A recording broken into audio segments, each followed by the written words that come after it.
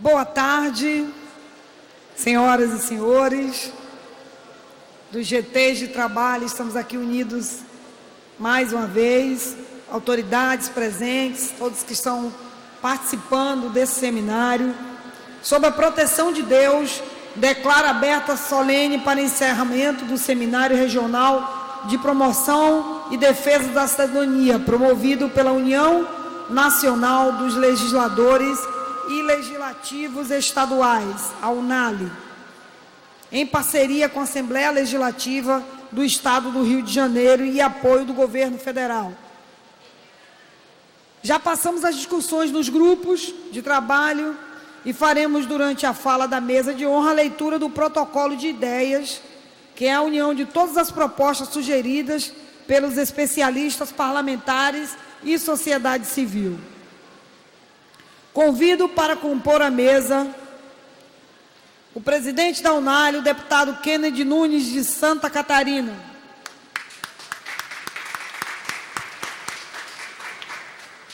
O deputado estadual Renato Zaca. O deputado estadual de Minas Gerais, Charles Santos.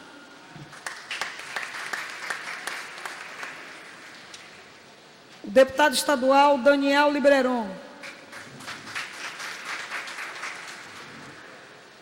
O secretário nacional de Cuidados e Prevenção às Drogas do Ministério da Cidadania, o doutor Quirino Cordeiro Júnior.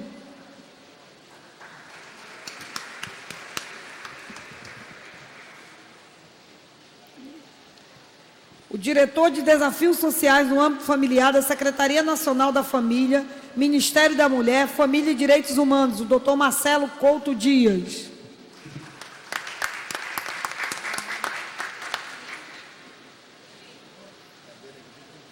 Composta a mesa, eu peço aos senhores e senhoras e a todos os presentes que fiquemos de pé para a execução do hino nacional.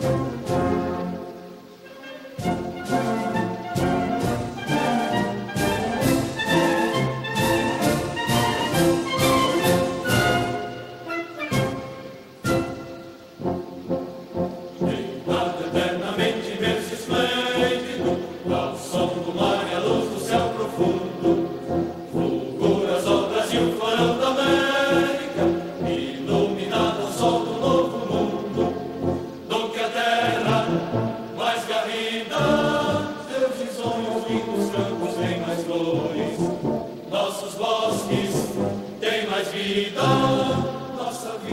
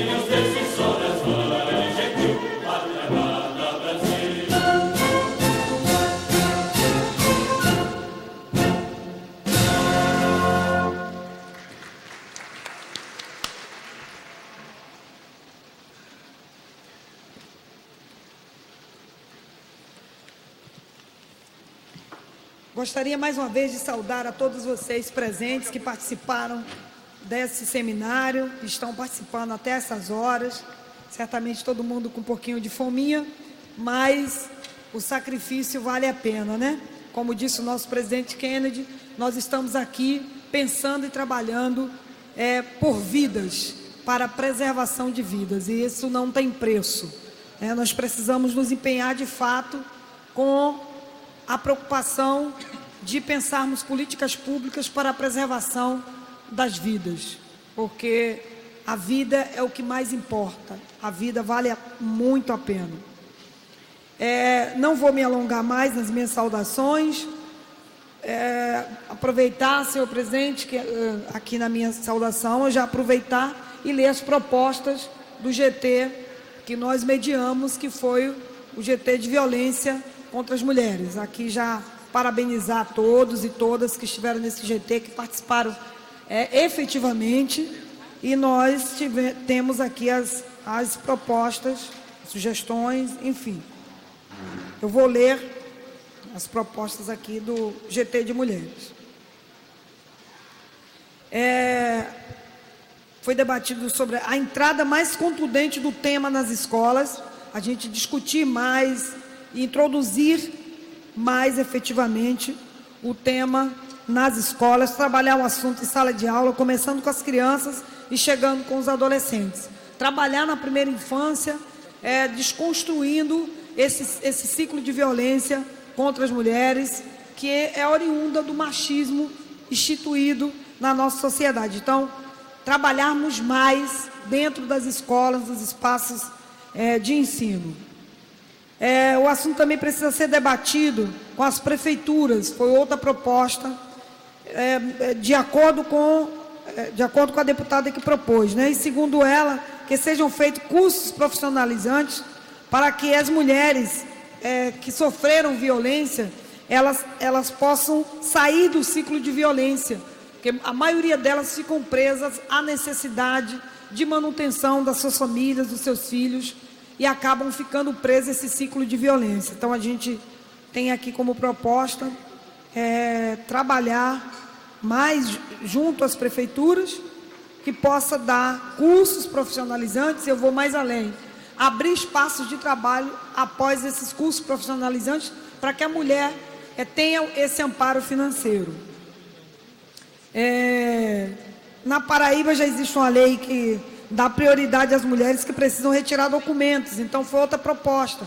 Muitas vezes as mulheres saem de casa e não levam os documentos, ou os maridos, por maldade, os seus companheiros, enfim, já destrói o documento da mulher, e ela tem uma dificuldade imensa para retirar esses documentos, que haja uma facilitação na hora dela reaver a segunda via desse documento, a partir do momento que ela fizer a denúncia, ela poder tirar com mais facilidade os documentos que ela perdeu. Também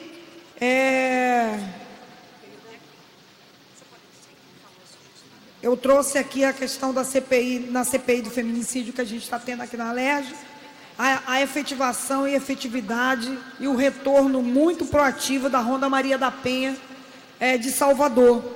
Então, a gente, aqui foi implantada a Ronda Maria da Penha, mas a gente precisa efetivar essa política, e onde houver que a gente venha cobrar a efetivação dessa política da Ronda Maria da Penha, porque o resultado na Bahia é verídico, é verdadeiro e é possível. Então, se é possível lá, é possível aqui, é possível em outros estados também. A doutora Inanildo relatou que 339 mulheres têm medidas protetivas deferidas pela Justiça atualmente no país, e o aplicativo Botão da Vida funciona para essas mulheres. Foi feito um termo de cooperação entre Defensoria Pública, Tribunal de Justiça e Secretaria de Segurança Pública e Polícia Militar para que o sistema funcionasse de forma integrada. Todas as instituições são do Acre.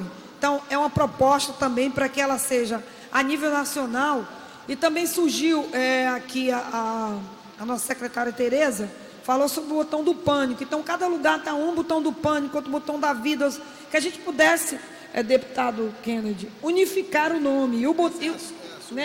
A proposta é a unificação do nome. E o botão da vida é um nome mais sugestivo do que o botão do pânico, né? É um nome que dá mais um consolo, conforto, é um nome mais forte. A gente unificar esse nome. Pensar estratégias para aumentar a verba das mulheres vítimas de agressão. Elas precisam ter suporte para sair dessa situação. Fortalecimento das casas-abrigos.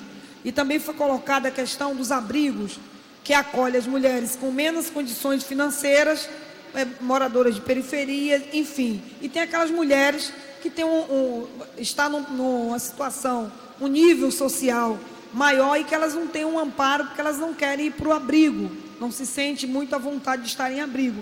Então, que a gente possa implementar uma política que acolha todas as mulheres em todos os seus níveis sociais, porque a violência contra a mulher não se dá só com as mulheres de baixa renda. Em todos os níveis e classes sociais, as mulheres estão sofrendo de violência, elas precisam ter um amparo.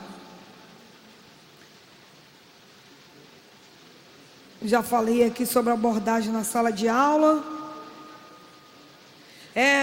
A implementação de seminários para mulheres, seminários para dialogar com os homens, os agressores, para que esses agressores possam participar mais de palestras e sejam realmente reabilitados, reconstituídos, para que eles também interrompam nos homens esse ciclo de violência, para que não reproduzam com outras mulheres. A deputada da Bahia deu a sugestão da Ronda Maria da Penha também na zona rural, né, que foi muito efetiva. Aí fica a proposta também para a efetivação da Ronda Maria da Penha nas zonas rurais, onde as mulheres também sofrem muita violência e às vezes não tem esse amparo do poder público.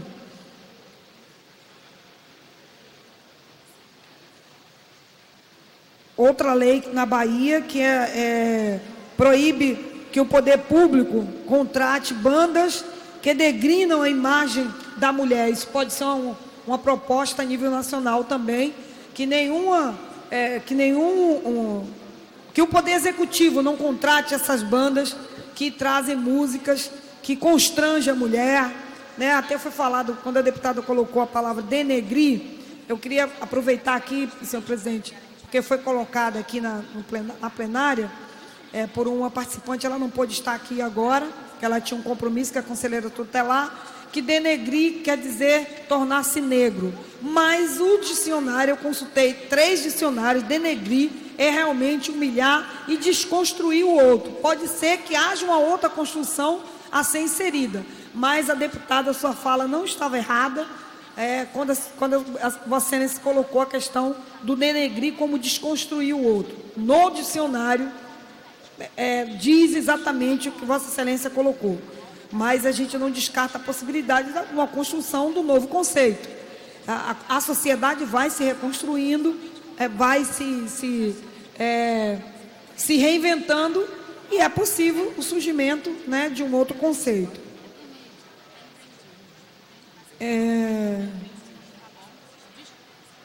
Deputado Kennedy, também foi trazido a preocupação da aprovação das leis voltadas para a mulher, com as dificuldades que nós temos da aprovação dessas leis dentro das casas de leis. Então, pensarmos alguma coisa que possa facilitar a tramitação dessas leis dentro das casas, porque a lei vai para o plenário, aí recebe, é prerrogativa dos deputados emendarem, mas as emendas às vezes desconfiguram totalmente o projeto e ele perde o sentido inicial, e a gente precisa trabalhar melhor isso para que as leis possam ser de fato aquelas que vão atender a necessidade. Então, a desconstrução através de emendas da essência da lei, a gente precisa pensar como trabalhar isso, porque não adianta ter leis com um monte de emendas e aquela finalidade para que ela foi proposta não ter a efetividade. Envolver os outros órgãos, como a OAB e os demais, com essa proposta de participação efetiva dentro das escolas, trabalhar dentro das escolas através de outros órgãos também. Foi também proposta a implementação de um acompanhamento integrado específico para atender os grupos familiares, tanto de mães quanto de filhos que sofrem com essa agressão, porque tanto sofre a mulher que sofreu agressão e os seus filhos que presenciam sempre essa agressão. Então a gente precisa ter uma política pública que atenda a família num todo, a mulher e os seus filhos, porque eles acabam sendo vítimas dessa violência também, porque presenciam a violência contra as suas mães, suas irmãs, suas primas, enfim. No caso, também foi colocado uma proposta de termos nos hospitais núcleos especializados para vítimas que entram dentro dos hospitais, que a maioria das vezes é a primeira porta, e elas às vezes são constrangidas a não dizer que foi violência, e aí cria-se a subnotificação daquele registro de violência, e a mulher, ela não é estimulada dentro dos hospitais a fazer o registro dessa agressão e dessa violência que ela sofreu. Bom, foram essas as propostas e sugestões do GT de mulheres. Aqui coordenando a mesa, eu gostaria de abrir agora a fala para o secretário nacional de Cuidados e Prevenção às Drogas do Ministério da Cidadania, o doutor Quirino Cordeiro Júnior. O doutor Quirino, bem lembrado do nosso presidente, está representando o ministro Osmar Terra, que não pôde estar aqui presente conosco, estaria nos honrando com a sua presença, mas teve outros compromissos e aí o doutor Quirino veio representando ele. Com a palavra. Pode usar... sim, desculpa, eu estava olhando para lá e para cá. Perdão. Boa tarde. É uma satisfação estar aqui. Hoje represento o ministro Osmar Terra neste evento e nessa oportunidade eu cumprimento a UNALI pela importante iniciativa da realização dessas atividades com o intuito de trabalhar na prevenção do suicídio no Brasil, de forma a coordenar a realização de políticas públicas mais efetivas no enfrentamento desse grave problema que o Brasil tem enfrentado ao longo desses últimos anos. Vale lembrar aqui que o Brasil vem tendo uma elevação importante nas taxas do suicídio nos últimos 15 anos. Em que pese isso, o país é signatário de um documento da Organização Mundial da Saúde que prevê a redução das taxas de suicídio globalmente até o ano de 2020. Vale lembrar nesse momento que a Organização Mundial da Saúde aponta que o principal fator de risco para alguém morrer por suicídio é a presença de um transtorno mental. A presença de um transtorno mental não tratado de maneira apropriada ou não identificado. Por conta disso, então, fica claro que nós viemos enfrentando problemas importantes para a assistência na área de saúde mental no Brasil, incluindo aqui a dependência química. Dentre os transtornos mentais, aquele que mais está relacionado como fator de risco para o suicídio são os transtornos do humor, como depressão, transtorno afetivo bipolar. E, em segundo lugar, está a dependência química. Ou seja, a dependência química hoje é responsável por 1/4 dos suicídios no Brasil. Diante dessa situação, então, o governo federal, juntamente com gestores do SUS, no final do ano de 2017, publicou a nova Política Nacional de Saúde Mental, com o intuito de buscar trazer novidades para o tratamento das pessoas que apresentam dependência química e transtorno mental, com o objetivo de fazer com que o tratamento seja mais efetivo e que esteja de acordo com as necessidades das pessoas. Isso seguindo o que é disposto numa lei já antiga no Brasil, uma lei de 2001, que já tem aí 18 anos, que é a Lei 10.216, que regulamenta a assistência na área de saúde mental no Brasil. E que no seu artigo 2º coloca que é direito da pessoa que apresenta transtorno mental receber o tratamento consentâneo à sua necessidade, ou seja, o tratamento de acordo com a sua necessidade. Vale lembrar que no Brasil nós vimos enfrentando problemas importantes para a oferta de cuidado na área de saúde mental. No ano de 2011, foi constituído, por meio de uma portaria do Ministério da Saúde, uma rede de atenção a pessoas que apresentam transtorno mental e dependência química, que é a Rede de Atenção Psicossocial, também chamada de RAPS. Entretanto, alguns serviços importantes não foram contemplados quando da criação dessa rede assistencial. Por exemplo, ambulatórios de saúde mental não foram incluídos quando da constituição da Rede de Atenção Psicossocial. Logo, em decorrência disso, começou a acontecer um fechamento importante desses serviços no Brasil, levando a uma grande dificuldade de oferta, de volume de atendimento para as pessoas que apresentam transtornos mentais, levando assim a uma grande desassistência no tratamento para pacientes que apresentam transtornos mentais de dependência química de base comunitária. Nós temos os CAPs no Brasil, Centros de Atenção Psicossocial, que são extremamente importantes, mas os CAPs foram criados, e é para isso que eles foram criados, para o tratamento de pacientes com transtornos mentais mais graves, que precisam passar por um processo de reabilitação psicossocial. Entretanto, dada a alta prevalência de transtornos mentais na população, o que acabou acontecendo é que esses serviços, que precisam atender pacientes com quadros clínicos mais complexos, não conseguem, obviamente, dar conta da grande quantidade de pessoas com transtornos mentais. E os ambulatórios de saúde mental, que têm a capacidade de dar mais volume no atendimento, poderiam ajudar nisso. Só para a gente ter uma ideia, acho que vale a pena a gente falar sobre essa questão. Agora, recentemente, há cerca de 2 semanas, foi publicado um trabalho importante, um trabalho epidemiológico realizado em 6 países da América do Sul, um deles o Brasil.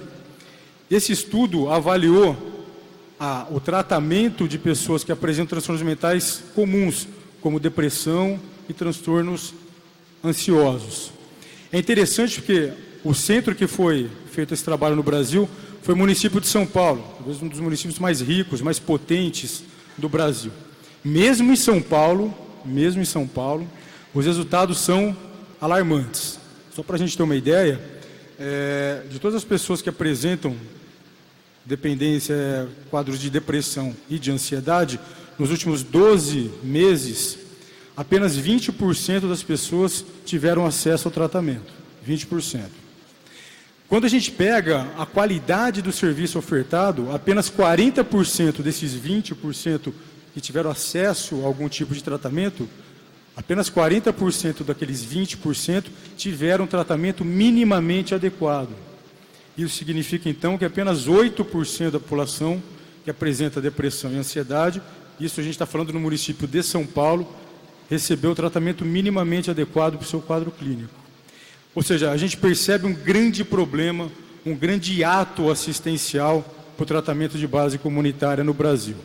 E quando a gente pensa que a depressão é o principal fator de risco para alguém morrer por suicídio, a gente vê que a gente tem problemas importantes a serem enfrentados. Logo, é extremamente importante nesta casa, diante de parlamentares que trabalham então nas suas bases, que a gente precisa pensar na organização de uma assistência na área de saúde mental apropriada para as pessoas. Obviamente que, como eu já disse, os CAPs são importantes, entretanto, precisamos pensar na organização de serviços de base comunitária, como os ambulatórios de saúde mental, para que nós possamos dar potência no tratamento de base comunitária para as pessoas. Um outro grande problema que nós vimos enfrentando é o tratamento de base hospitalar. Ou seja, uma pessoa que tenta o suicídio ou que apresenta um grande risco de suicídio, quando precisa de internação no Brasil, encontra grande dificuldade em receber esse tipo de tratamento. Esse é um grande problema que nós vimos enfrentando. Só para a gente ter uma ideia, quando nós somamos leitos de psiquiatria em hospital especializado ou leitos de saúde mental em hospital geral, no Brasil nós temos pouco mais de 20 mil leitos. Isso para uma população de mais de 200 milhões de habitantes. O que significa isso? Significa que o Brasil hoje tem uma taxa de 0,1 leito para cada 1.000 habitantes. Nós sabemos, há vários estudos mostrando que uma sociedade que tem uma taxa menor do que 0,3 leito para cada 1.000 habitantes, começa a colocar as pessoas que apresentam transtorno mental e dependência química em situação de risco. Risco do quê? Risco de que esses indivíduos fragilizem seus laços sociais, seu suporte familiar e acabem indo para as ruas. Um fenômeno que nós temos enfrentado no Brasil, que é o aumento de pessoas em situação de rua que apresentam transtornos mentais graves e dependência química. Uma outra situação é o aumento do encarceramento dessas pessoas. Ou seja, pessoas com transtornos mentais graves, dependência química, não vinham recebendo o tratamento apropriado, se fragilizavam, entravam em conflito com a lei e eram presas. Era esse cenário que nós vimos enfrentando. E uma outra situação é o aumento das taxas de suicídio, porque a pessoa apresenta um risco importante de suicídio, muitas vezes precisa ser hospitalizada para que ela possa receber o tratamento num regime protegido, não encontra o leito, fica fragilizada e, infelizmente, muitas vezes acaba então morrendo por suicídio. Diante dessa situação, então, os gestores do SUS, no final do ano de 2017, publicaram a nova política nacional de saúde mental, que inclui, por exemplo, na rede de atenção psicossocial, inclui inclusive com financiamento público, é importante ficar claro aqui para que os deputados possam acompanhar essa questão nos seus estados. Hoje existe a possibilidade de financiamento do governo federal, por exemplo, para ambulatórios de saúde mental. Uma outra questão que é importante também, nós precisamos ter leitos para internar as pessoas com risco de suicídio. Ou seja, nós temos vários estudos mostrando, por exemplo, tem um estudo publicado numa revista importante na área de psiquiatria, chamada Molecular Psychiatry, foi publicado no final do ano de 2017, mostrando uma experiência ocorrida no sul da Austrália, que começou a diminuir o número de leitos e, consequentemente, começou a aumentar o número de suicídios. As autoridades australianas, percebendo isso, começaram a aumentar o número de leitos e a taxa de suicídio caiu. Um estudo recente, também publicado na revista da Associação Médica Americana, mostrou um trabalho realizado nos Estados Unidos, diminuição do número de leitos com aumento do suicídio. Isso não tem sido diferente no Brasil. Ou seja, então nós precisamos de leitos. Leitos em hospitais psiquiátricos, leitos em hospitais gerais. Nós não podemos deixar a nossa população em risco de suicídio desamparada. Agora, então, mais recentemente, neste ano de 2019, por conta do fato de quadros de dependência química serem fatores de risco importante para uma pessoa morrer por suicídio, foi publicada por conta disso e por conta de outros problemas, obviamente, no grave cenário que a gente enfrenta na área de drogas no Brasil, foi publicada a nova política nacional sobre drogas, no mês de abril deste ano de 2019. E tem nessa política vários pressupostos que passam, então, a orientar as políticas públicas no Brasil. Por exemplo, a necessidade de nós construirmos uma sociedade protegida das drogas. Na área de repressão, a necessidade de nós termos ações mais efetivas de repressão ao narcotráfico, em especial a organizações criminosas, que hoje dominam vários setores da sociedade. Na área do tratamento, as pessoas com dependência química, nós passamos agora a focar o tratamento na recuperação do indivíduo, na promoção da abstinência e na manutenção dessa situação. O que a gente precisa hoje com o tratamento é ajudar as pessoas a pararem de usar substância, que elas possam se recuperar, ter uma vida plena, ter uma vida cidadã. E na área de prevenção, as diretrizes é que nós comecemos a prevenção ao uso de drogas, e aqui inclui também as drogas lícitas, como o álcool, cada vez mais precoce, inclusive um trabalho nas escolas. A partir dessa situação, então,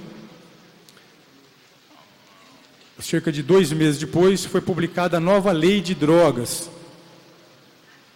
no dia 5 de junho deste ano 2019, que se alinha com as diretrizes da nova política nacional sobre drogas publicada no mês de abril. Então, hoje, nós temos novas diretrizes, novos norteamentos para que nós, poder público, possamos oferecer e ofertar para a população prevenção, repressão ao narcotráfico, cuidado e tratamento para as pessoas com dependência química e reinserção social de maneira mais efetiva. Nós não vamos avançar na prevenção do suicídio se não ofertarmos tratamento apropriado para as pessoas com dependência química. E para finalizar, então, nós temos uma nova normativa hoje no Brasil, publicada agora no dia 26 de abril também deste ano de 2019, uma normativa extremamente importante, que é a lei que institui a Política Nacional de Prevenção da Automutilação e do Suicídio.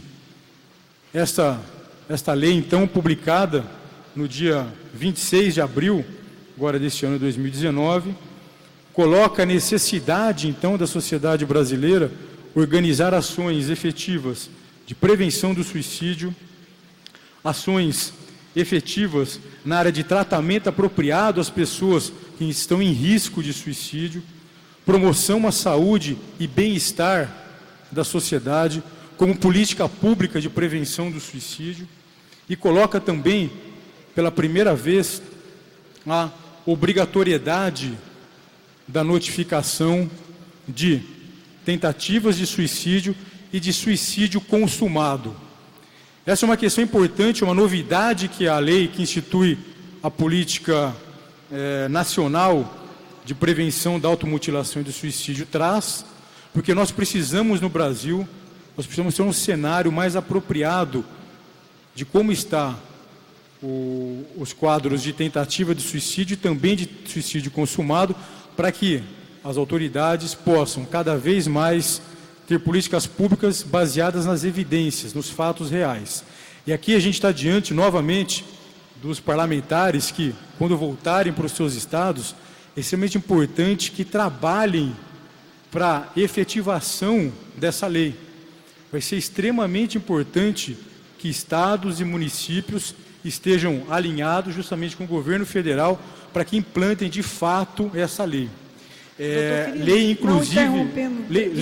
Eu já estou finalizando. Do número da lei, se o senhor pudesse dar, seria importante. Ok, eu já passo aqui. Lei, inclusive, que é importante porque traz agora para o país a necessidade da organização de ações efetivas no combate do suicídio e da automutilação. E é importante frisar, é importante deixar claro nesse momento que essa lei está em processo de regulamentação e em breve a expectativa é que dentro do próximo mês haja então a publicação do decreto regulamentando a lei. E aí vai regulamentar de fato, por exemplo, quais são os entes que precisam fazer a notificação compulsória, quais são as instâncias que vão ter que ter participação efetiva nas ações de prevenção ao suicídio, de cuidado apropriado às pessoas que estão em risco de suicídio. A lei, então, que é a nova lei que institui a Política Nacional de Automutilação e Prevenção do Suicídio, é a Lei 13.819. Então, a Lei 13.819, publicada agora no dia 26 de abril deste ano de 2019. Então, eram essas as questões que eu gostaria de trazer para ajudar, enfim, a trazer subsídios para que ações efetivas, então, possam ser tomadas na prevenção do suicídio e no enfrentamento do tratamento dos transtornos mentais de dependência química, que são fatores de risco importante para a alta mortalidade e suicídio que o Brasil vem enfrentando nos últimos 15 anos. Muito obrigado. Obrigada, doutor Quirino. Leve as nossas considerações e um abraço ao ministro Osmar Terra. Passo agora a palavra ao deputado Renato Zaca, que foi o nosso mediador no GT de Segurança Pública. E desde já agradeço a Vossa Excelência por ter aceitado o convite de estar aqui conosco, discutindo essa temática tão importante. Nada, obrigado. Eu que agradeço o convite. Parabenizar a Unali por esse grande projeto, grande trabalho, aí, o grupo de trabalho bom. Lá nós debatemos muitas coisas boas também. Coronel Biratã, deputado Dirceu lá, foi o grande coordenador. E foram faladas muitas coisas lá, principalmente da atuação da Guarda Municipal, a efetividade da Guarda Municipal aqui no município do Rio de Janeiro para ajudar a Polícia Militar. E durante as sugestões lá do grupo de trabalho, exposto lá também pelo Coronel Biratã Ângelo, que participou com a gente lá, perfeitamente como sempre lá, foi comandante-geral da Polícia Militar, que criado um plano de segurança pelo viés econômico e de desenvolvimento humano, inclusive com uma educação para o desenvolvimento, porque nós temos grandes pessoas com potenciais nas periferias, e isso a gente foi debatido lá. Pensar não somente na educação formal, mas em uma forma de educação para formar jovens e cidadãos, para serem algo na vida. Repensar no sistema penitenciário que atualmente não ressocializa ninguém.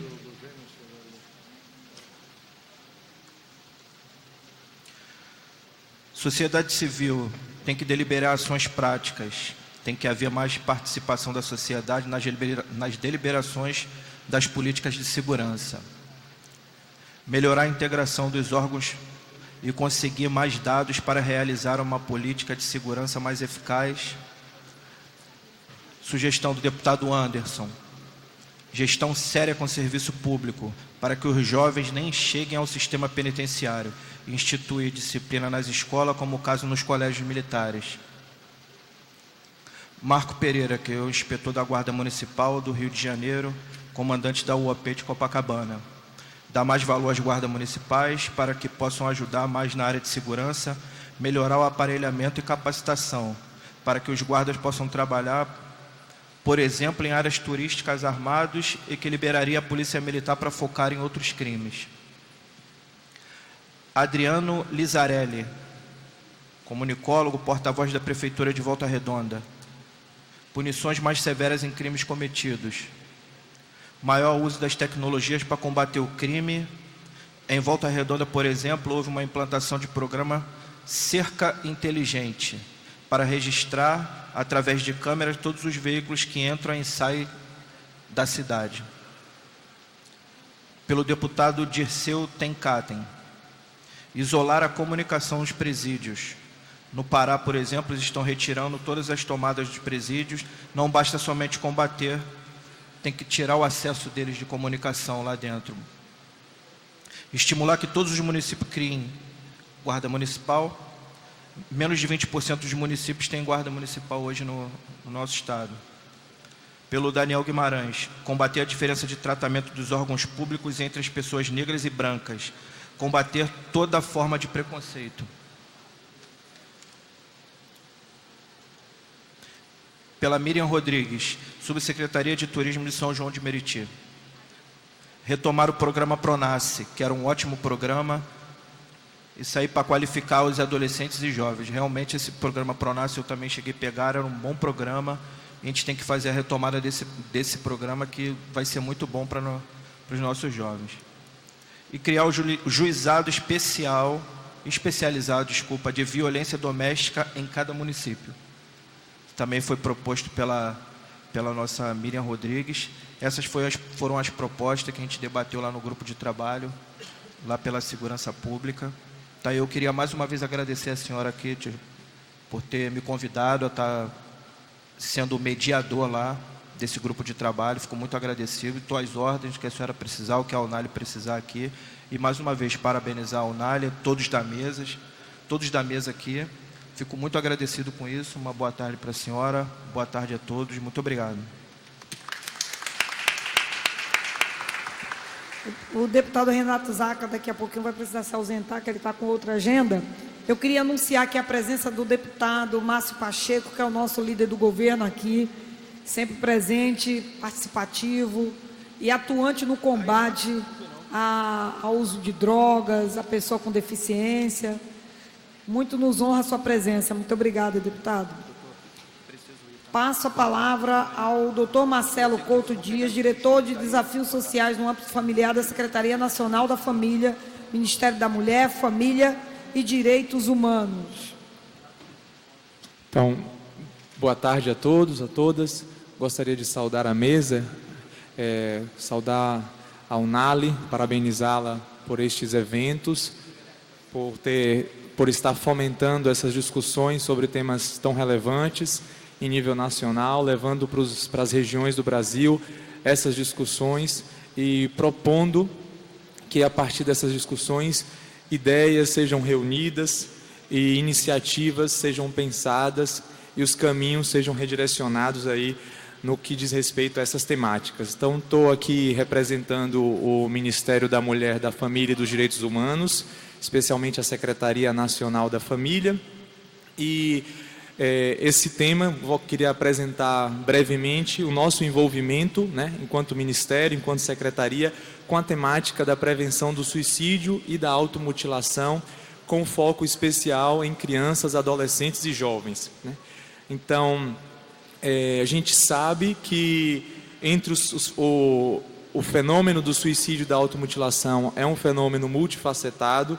Os fatores de risco são de diferentes ordens, desde fatores sociodemográficos, a fatores psicológicos, psiquiátricos, como bem mencionou aqui o doutor Quirino, mas existem também fatores relacionados, fatores psicossociais e de vida familiar. E, a partir dessa percepção, a Secretaria Nacional da Família, o Ministério da Mulher, da Família e dos Direitos Humanos, decidiu envolver-se nessa temática a partir da proposta de uma campanha nacional de prevenção ao suicídio e automutilação com foco em crianças, adolescentes e jovens. Isso se deu no início já do governo, foi colocado entre as metas prioritárias da agenda dos 100 dias do governo federal, esta campanha, cujo objetivo é atuar na conscientização e na disseminação de informações em vista da prevenção do comportamento autodestrutivo, seja a automutilação, seja o suicídio, a ideação suicida, tentativas de suicídio, etc.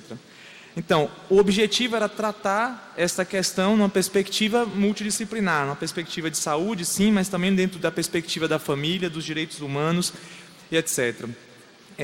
A gente sabe que, como o doutor Quirino também mencionou aqui, os problemas de saúde mental estão entre as principais causas, assim, das pessoas que cometem suicídio, mais de 90% delas tinham algum caso de transtorno mental.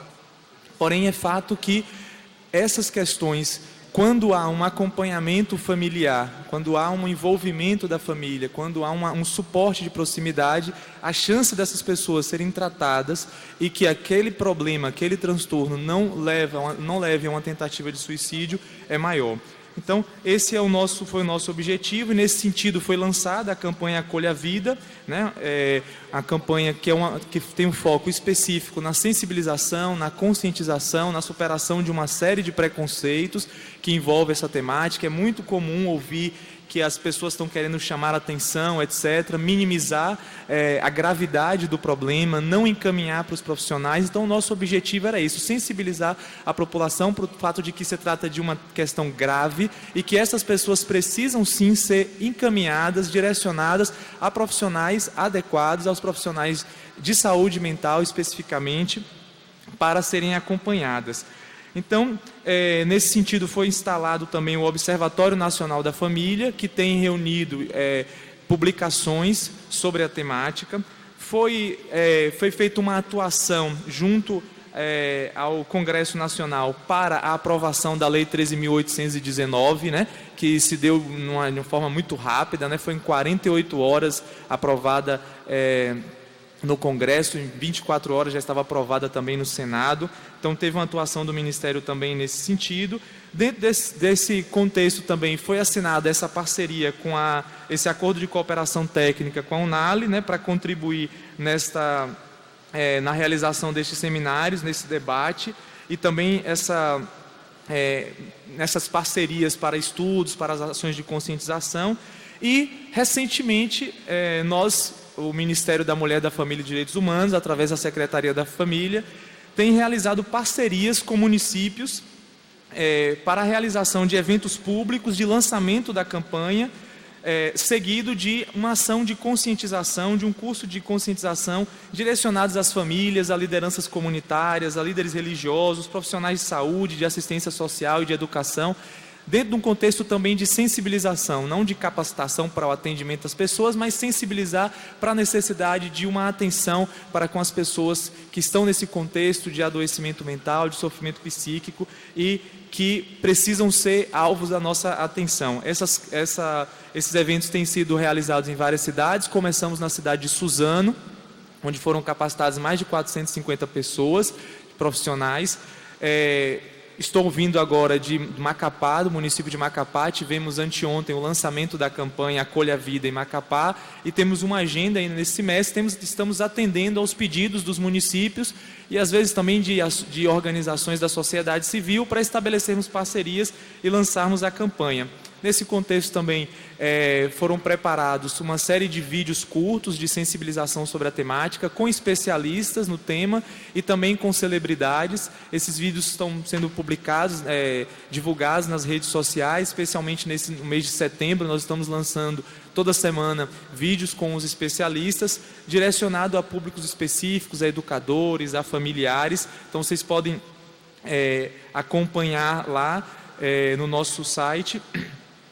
Foi criado um site da campanha, acolhaavida.mdh.gov.br, repetindo, acolhaavida.mdh.gov.br, onde estão reunidos todos esses materiais e esses vídeos, sobretudo, podem ser veiculados e tem uma capacidade grande de sensibilizar mais pessoas para se envolver, porque entendemos também que esta ação de prevenção do suicídio e da automutilação deve ser um compromisso de toda a sociedade, deve ser o compromisso dos políticos, deve ser o compromisso dos educadores, dos profissionais de saúde. Todas as pessoas precisam se envolver e têm o seu papel nesta ação. Então essa é a ação que o Ministério tem realizado para unir forças a todos estes esforços que estão sendo feitos no Brasil para alcançarmos esta meta, né, que o Brasil estabeleceu de reduzir o número de suicídios na nossa população e que, infelizmente, o que nós temos visto nos últimos anos é um crescimento desses números. Então, acho que todos precisamos nos envolver para dar a contribuição e, dentro da perspectiva de cada órgão, de cada setor, de cada profissional, tem algo que possa ser feito. Então o nosso objetivo é esta sensibilização e é isso que o Ministério está fazendo. Então, mais uma vez, agradecer a todos pela presença, estimular, né, em nome da ministra Damares, que tem sempre falado disso, que é uma ação que deve envolver toda a população, sociedade, educadores, religiões. Todo mundo deve se envolver, participar, unir forças nessa campanha, nesse esforço de prevenção do suicídio e da automutilação na nossa sociedade. Obrigado.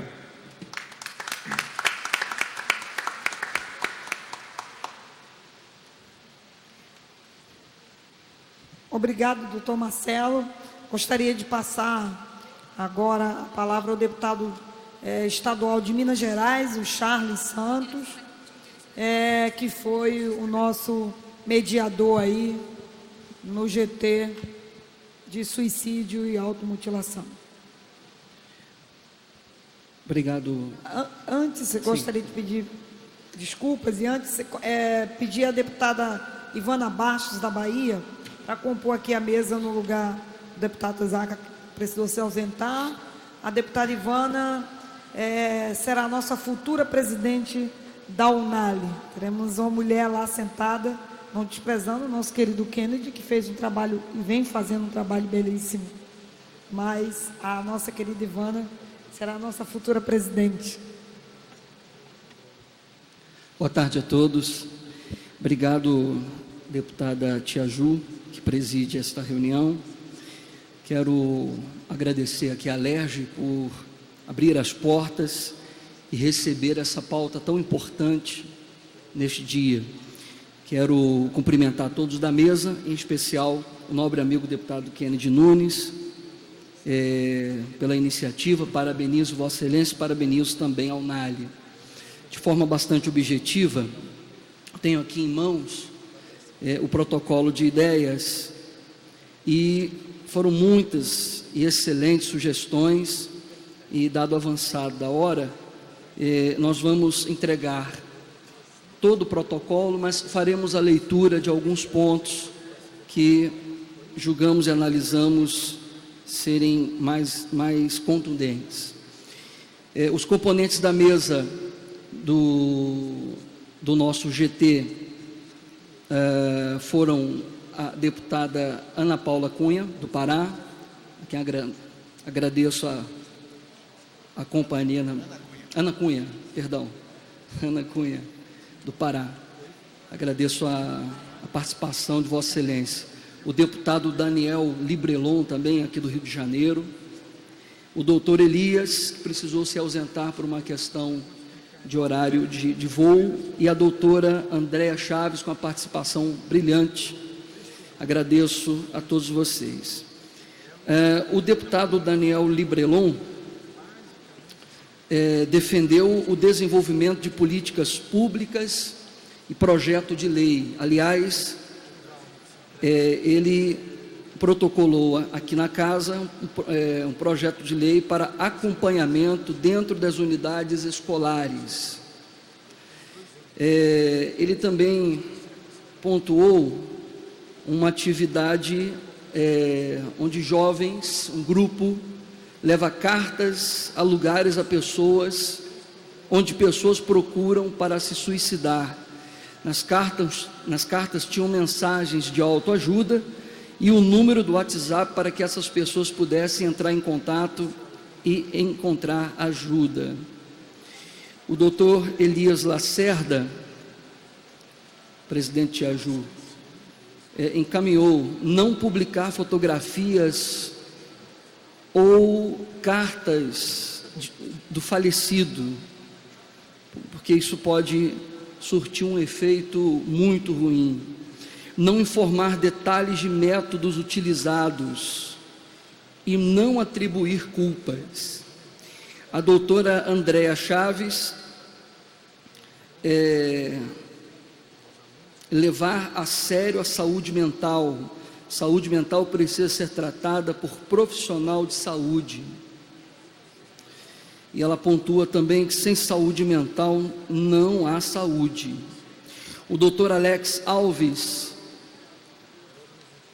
blogueiros e influenciadores fazendo desserviço, solicitou a atenção quanto a vídeos, a essa liberdade, suposta liberdade que há nas redes sociais e que trazem muitas das vezes um efeito nefasto. Tivemos a participação da Marlice Eugênia, psicóloga. Adolescentes em situação socioeducativa têm o hábito de se autolesionar, e também criar estratégias para que os adolescentes em conflito com a lei recebam atendimento, como determina o Estatuto da Criança e do Adolescente, o ECA. O senhor André, secretário de Educação de Angra dos Reis, encaminhou sancionar o PL 3688, que versa sobre equipe mínima de psicólogo e assistente social no ensino básico. O deputado Samuel Sergipe, do Sergipe, doutor Samuel, a quem quero saudar aqui, encaminhou também o questionário específico na hora da matrícula escolar sobre questões familiares para analisar e acompanhar alunos. A senhora Kátia Rios, do Núcleo Interdisciplinar da Secretaria Municipal de Educação do Rio de Janeiro, enfatiza que precisamos também cuidar da formação dos profissionais que cuidam de pessoas. A senhora Jonara Magalhães, psicóloga de Rio Bonito, sinalizar para o Estado a necessidade de aumentar o número de profissionais na atenção básica. E por fim, ela também pontua profissionais também num quadro vulnerável de saúde mental. Quero agradecer a participação, em especial dos que estiveram conosco lá no GT, onde abordamos o assunto da automutilação e suicídio, as deputadas e deputados que estiveram conosco e também aqueles que estiveram nos demais grupos de trabalho. Esse é o relatório.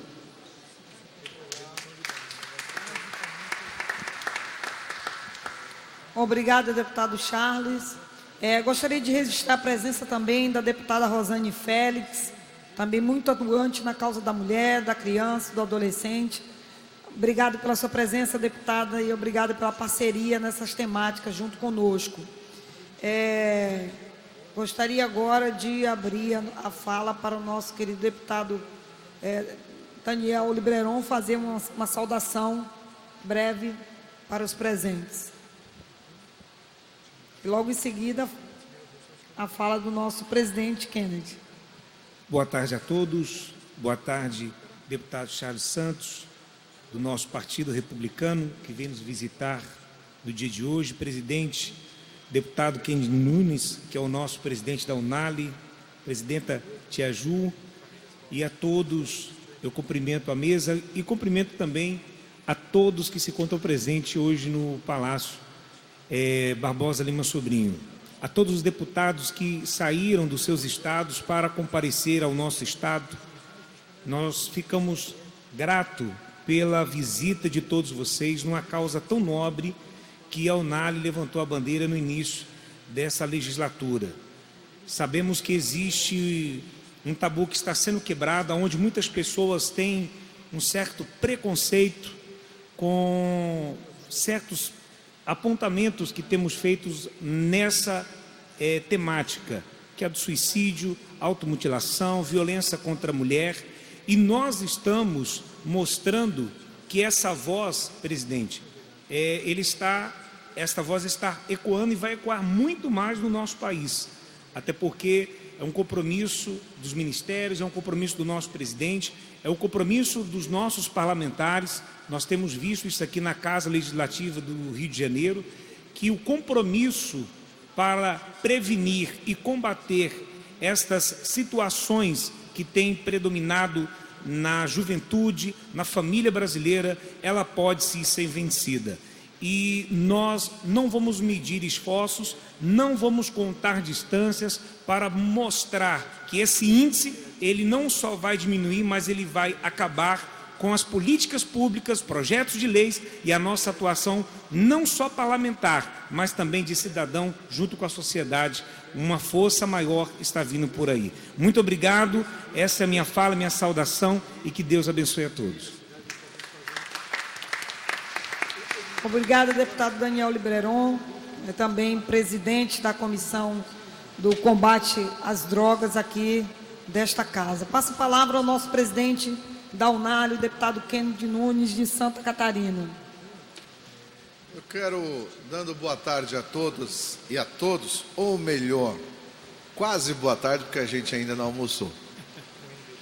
Mas eu queria agradecer de forma muito especial a tia Ju, que junto com todos os colegas parlamentares aqui do Rio de Janeiro prepararam este evento.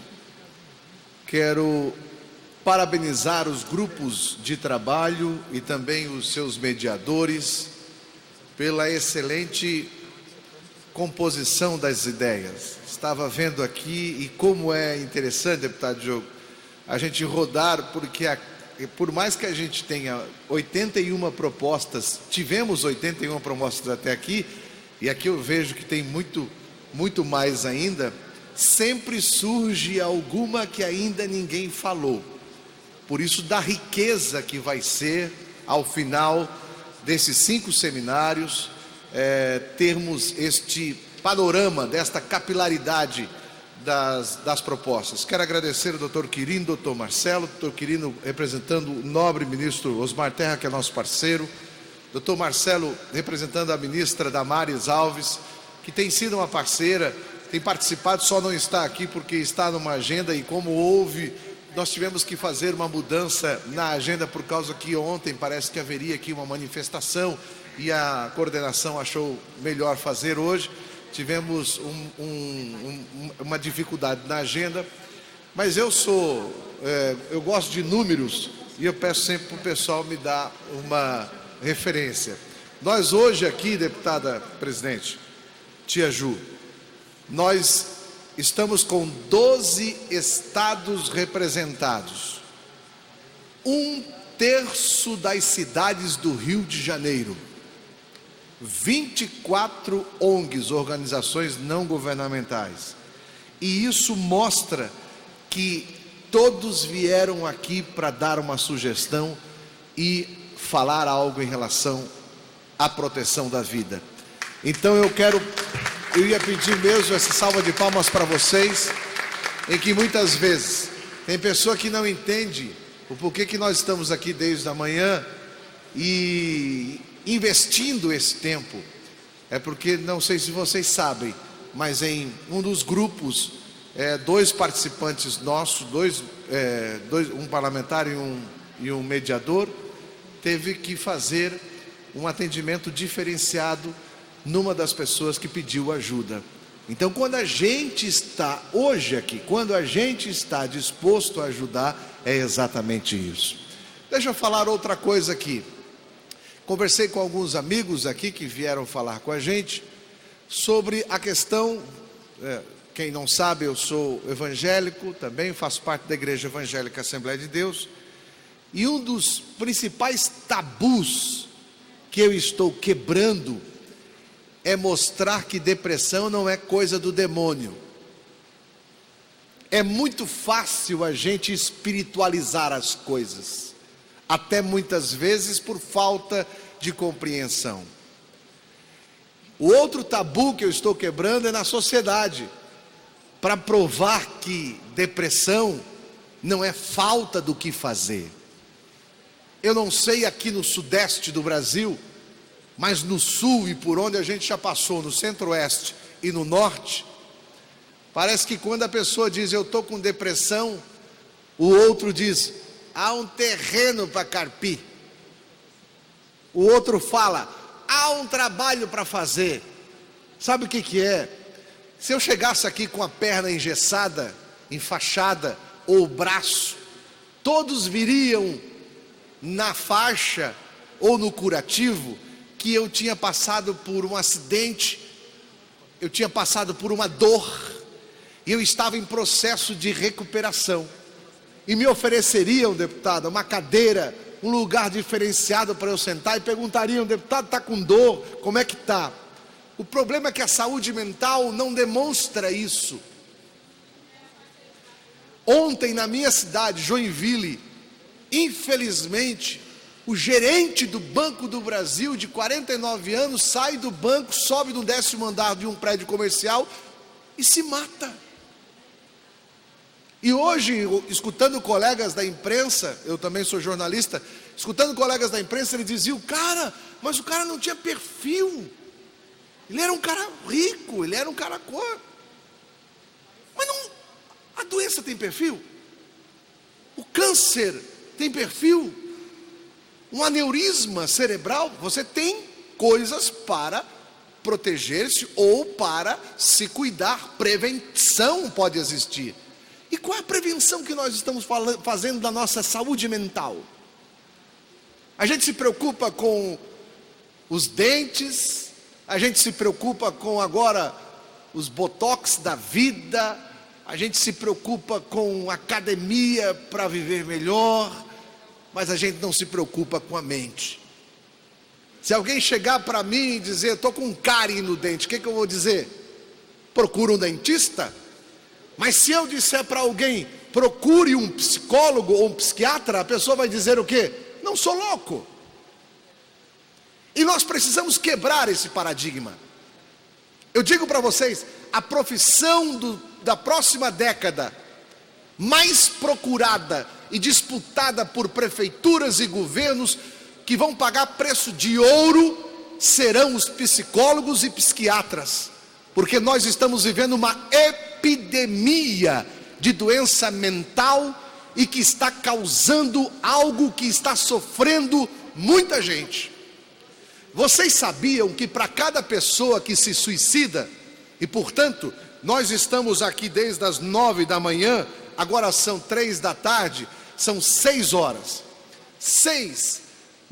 Nesse período de 6 horas que nós tivemos aqui, infelizmente, 8 pessoas se mataram. Porque a cada 40 minutos uma pessoa se mata. No Brasil, porque no mundo, a cada 15 segundos. E sabe por que isso acontece? Porque muitas vezes a gente não tem o cuidado que deveria ter com a nossa saúde mental. Parece que o divã, parece que a conversa com os outros profissionais não vale mais. A gente está perdendo a verbalização e a ação pela digitação. Se eu estou próximo da deputada, converso com a deputada, o que eu digo para ela? Valeu, deputado, um abraço. Mas por que eu não dou o abraço? Bobear, eu mando um emotion. Nós perdemos isso. Há um estudo da Universidade de Harvard que diz que um abraço de 40 segundos ele transforma.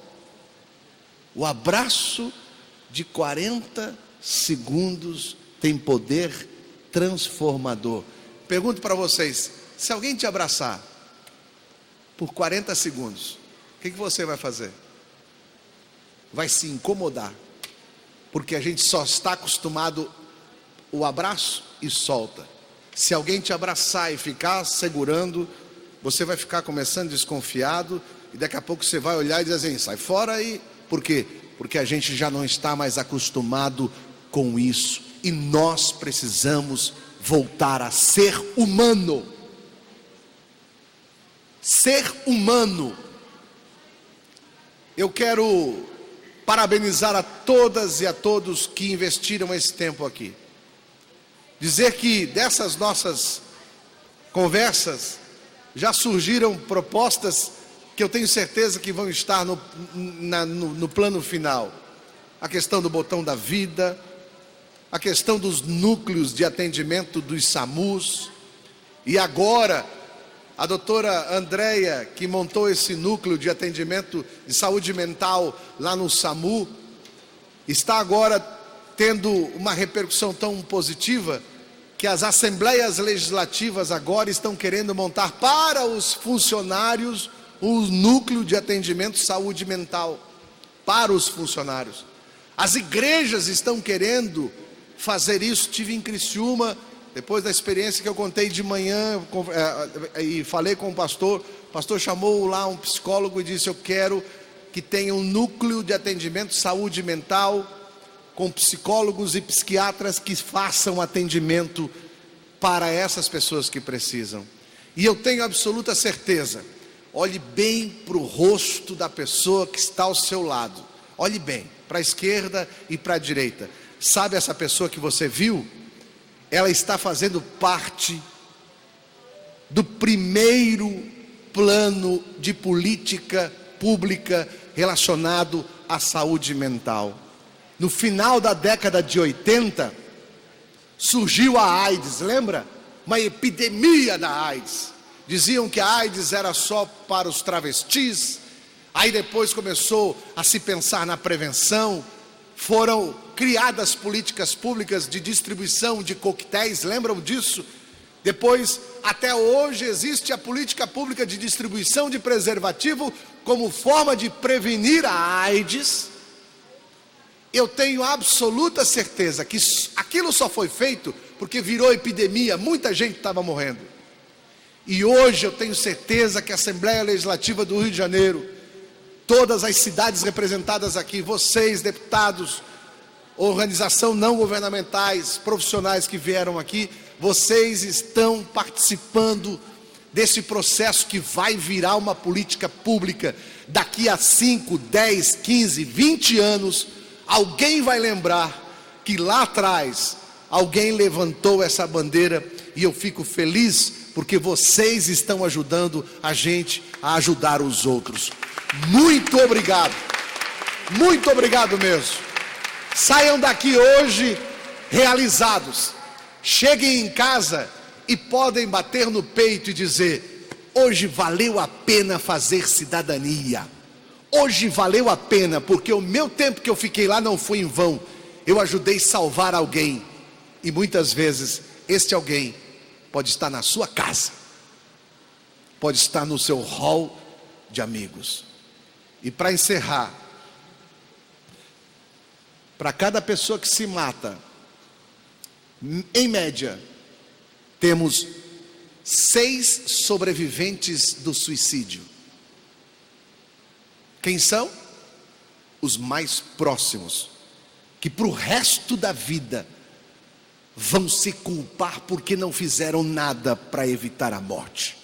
Estes pais, mães, irmãos, esposas, esposos, filhos, que estão debaixo do mesmo teto, a gente chama de sobreviventes do suicídio. Só que não fica por aí. Para cada morte em suicídio, em média, 136 pessoas são atingidas diretamente. Então aquele negócio que a pessoa diz assim: eu vou morrer para não incomodar mais ninguém, é mentira. Você vai arrumar dor de cabeça para um monte de gente. Agora nós estamos aqui não é para julgar, eu sei que tem muita gente acompanhando pelas redes sociais, nós não estamos aqui para julgar, para pré-julgar, nós estamos aqui todos envolvidos para ouvir. E se precisar, a gente está aqui para abraçar. Eu queria pedir, se não fosse muito, quebrando um pouco o protocolo, que nós pudéssemos ficar em pé. Fica em pé um pouquinho. Está vendo essa pessoa no lado? Dá um abraço nela, que dure mais de 40 segundos. Vai lá. Abraça e segura, segura. Segura, esse abraço faz a diferença. Nesse abraço você está dizendo: eu estou contigo, eu me preocupo com você, você não está sozinho. Nesse abraço você está dizendo: estamos juntos, o teu ombro está no meu ombro e você não vai ficar sozinho. Esse é o abraço que a Universidade Harvard diz que transforma pessoas. Está vendo como é bom abraçar? Está vendo como é bom ser abraçado? E uma salva de palmas para vocês que fizeram um trabalho extraordinário no dia de hoje. E muito obrigado, porque vocês salvaram, ajudaram a salvar uma geração inteira. Parabéns à minha querida tia Ju, a todos e a todas. Estão todos convocados para o próximo seminário e último, lá na cidade e no estado do meu amigo Diogo, no Pernambuco, em Recife, que vai ser dia 3 de outubro, aonde nós estaremos finalizando este ciclo de debates e de ideias. Depois como é que vai ser, Kennedy? Depois, doutor Marcelo, doutor Murilo, Quirino, olha, desculpa, doutor Quirino, doutor Marcelo, o Ministério de Direitos Humanos, Saúde, Educação, Segurança Pública e Justiça e o de Cidadania, juntamente com o Conselho Nacional de Justiça, Conselho Nacional do Ministério Público e os especialistas que passaram, eles vão se reunir, ler todas essas propostas que foram levantadas, escolher, fazer uma decantação das propostas, e daí a Fundação Getúlio Vargas vai ter a responsabilidade de pegar essas propostas e fazer e desenvolver a política pública que nós vamos apresentar ao governo federal. Então, muito obrigado mais uma vez, de coração. Eu saio daqui muito mais carioca do que cheguei e muito mais defensor da vida do que eu fui. Muito obrigado.